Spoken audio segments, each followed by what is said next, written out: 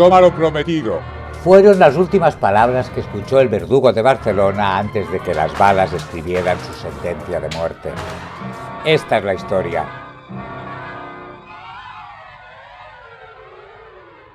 Estamos en Barcelona en 1935. Era una tarde de sábado que prometía ser como otra cualquiera. Pero el destino decidió escribir un capítulo más en la turbulenta historia de la ciudad condal. El escenario, la anodina bodega Las Tres, años después llamada Montferri, de la calle Eduardo Tubau 19, en el barrio de Porta, donde algunos vecinos, la mayoría migrantes, jugaban a cartas mientras se tomaban una copita de soberano. El establecimiento se convertirá en el telón de fondo de un drama digno de las mejores novelas policíacas. Nuestro protagonista, o más bien antagonista según se mire, era nada menos que Federico Muñoz Contreras, el verdugo oficial de Barcelona.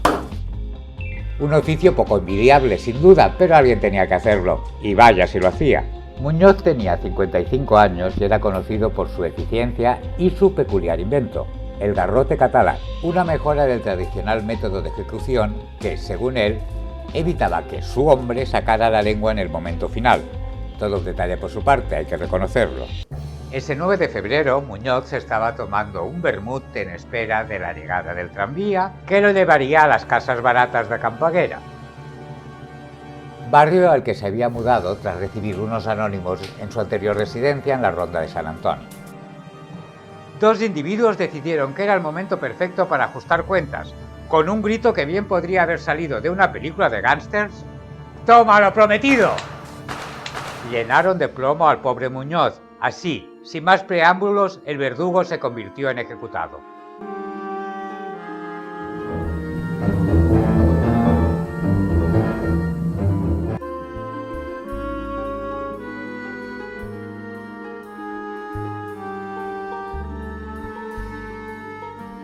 Resulta que apenas 2 meses antes, el 21 de diciembre de 1934, para ser exactos, Muñoz había tenido el dudoso honor de ejecutar a Andreu Arata Ortiz.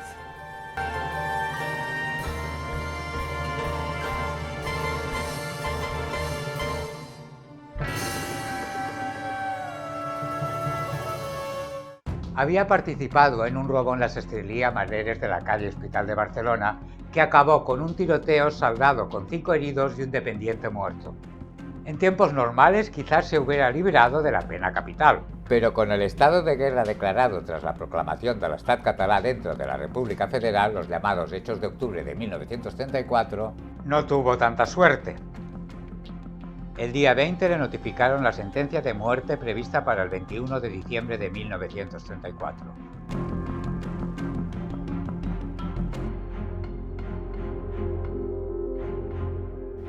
En ciertos círculos de Barcelona no sentó nada bien. La CNT estaba enfrentada a los escuadrones de los camisas verdes de l'Estat català y la FAI mantenía la ciudad en un estado de ebullición constante con huelgas, atentados y sabotajes. Según la autopsia realizada por médicos militares, Muñoz recibió 3 disparos, uno en la oreja izquierda, otro en la parte inferior de la región malar y un tercero a quemarropa en el lado izquierdo cuando ya estaba caído. Muñoz Contreras dejó esposa e hijos, quienes fueron a la audiencia a pedir sus cosas. 3 días después, la prensa informó que habían arrestado a 3 personas.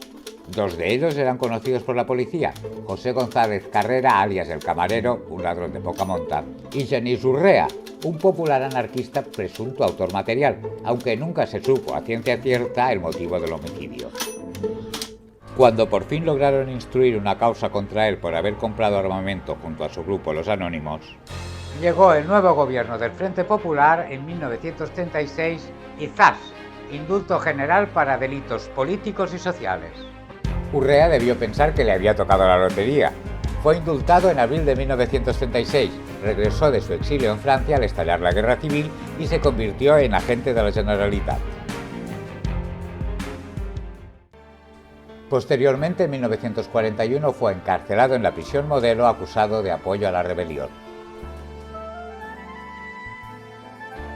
Finalmente, en 1952, fue uno de los últimos fusilados en el campo de la Bota.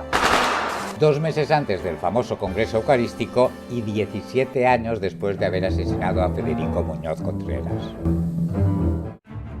Tras el asesinato del verdugo en las calles de la ciudad, la vida siguió su curso. Las huelgas continuaron, los anarquistas siguieron conspirando y los burgueses siguieron temiendo por sus cuellos. Porque en la Barcelona de los años 30 la muerte era solo un personaje más en el gran teatro de la vida, y a veces, como en el caso de Federico Muñoz, le tocaba el papel protagonista. Si te ha gustado este capítulo, te recomendamos los siguientes.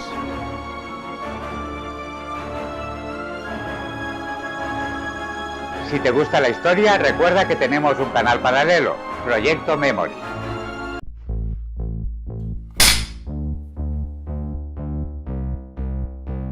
¿Te estás grabando? Si no me lo dices, ¿cómo lo voy a saber? Ese 9 de febrero, Muñoz se estaba tomando un vermut en espera. Oh. No puede ser, tengo que hacerlo todo. Llenaron de plomo al pobre Muñoz. ¡Toma lo prometido! Te tengo que hacer con la pistola. Llenaron de plomo al pobre Muñoz. Así, sin más preámbulos, el verdugo. Oh. Porque en la Barcelona de los años 30 la muerte era... ¡Toma lo prometido! Porque en la Barcelona de los años 30 la muerte era solo un personaje más en el gran teatro real. Puedes contribuir al canal con una mínima aportación, uniéndote como miembro.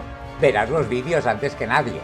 Suscríbete para que YouTube te recuerde cada viernes el estreno de un nuevo capítulo. También tenemos web y estamos presentes en Facebook, Instagram y TikTok.